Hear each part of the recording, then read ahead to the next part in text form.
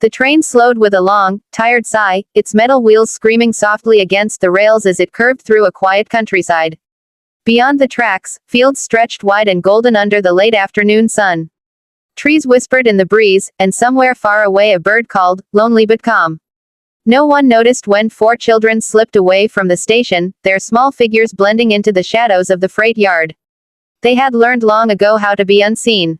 Henry was the oldest. His shoulders were thin but straight, carrying a responsibility far heavier than his years. Jessie walked beside him, her face gentle yet firm, holding tightly to the hand of little Violet. Benny followed, dragging a stick along the gravel, pretending it was a sword, though his stomach growled loudly beneath his brave play. They had no parents now, no home, and no clear destination, only each other. They had been running for days. After their parents died, life had become a series of strange houses and colder faces. Adults spoke kindly at first, but soon their voices changed, sharp and impatient.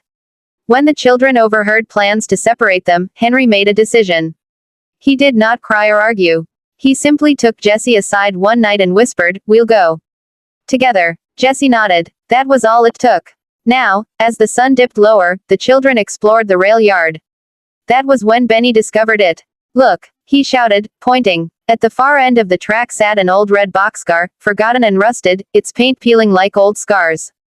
The door hung half open, creaking softly in the wind. Henry approached carefully. Inside, the boxcar was empty but dry. Sunlight filtered through cracks in the wood, painting warm lines across the dusty floor.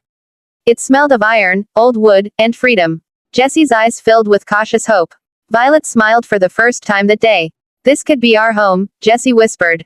They cleaned the boxcar with whatever they could find. Henry scavenged nails and boards. Jessie arranged stones into a small fireplace outside. Benny proudly collected dishes thrown away near the tracks, and Violet gathered wildflowers, placing them carefully in a cracked tin cup. By nightfall, the boxcar no longer felt abandoned. It felt alive. Hunger came quietly but stayed loudly. They had little food, some bread, a bit of cheese, and apples Henry had bought with the last of their money. Jessie divided everything evenly, pretending she wasn't hungry. Benny ate fast, then slower, realizing there would be no second helping. Violet chewed carefully, her small jaw working with effort.